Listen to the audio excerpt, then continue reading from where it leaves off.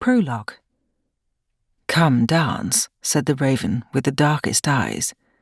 "Follow me," said the magpie, "let me tell you my lies."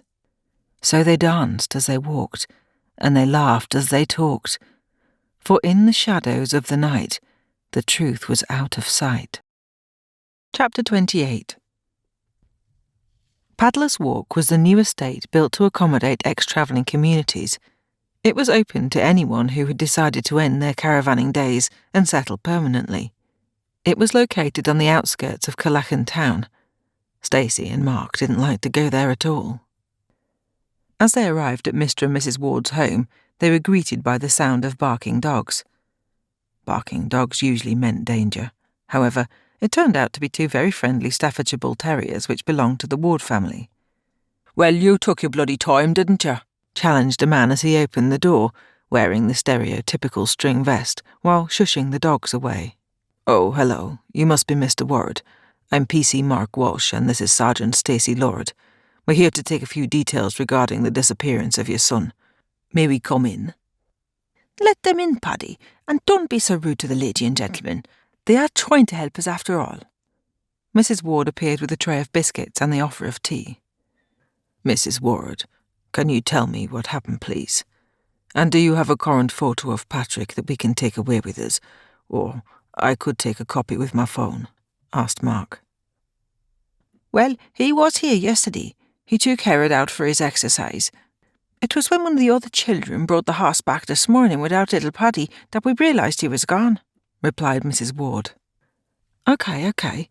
Do either of you know where he has been, or where the horse has been left?" asked Stacey. "The kid who brought the horse back said it was just left tied up at the park. Gone off with some girlie, no doubt." Mr. Ward smirked as he answered the question. Stacey, not liking his cavalier tone, decided to put him straight. "Mr. Ward, are you aware that we have had several children go missing in the last 8 weeks? We are extremely concerned that your 9-year-old son could be one of those." Stacey stressed 9 to emphasise the total inappropriateness of his comments. I don't think anyone would take our Paddy. He will come home when he's hungry enough for sure." Well, so much for her comment then. "Please let us know if he comes back or if you hear anything at all. We must speak to him. In the meantime, we will do our utmost to find him, Mr. and Mrs. Ward. Thank you for the tea and biscuits." Rosalie Ward produced 2 photographs from an old tin, one of which was of her son with his beloved horse, and one of him at the ice rink with his friends from school. She handed them to Stacey, who had requested them earlier. "Mrs. Ward, does Paddy go to the ice rink often?" asked Stacey. Both Stacey and Mark could feel a surge of excitement. "Well, yes, as a matter of fact. He loves it, dear.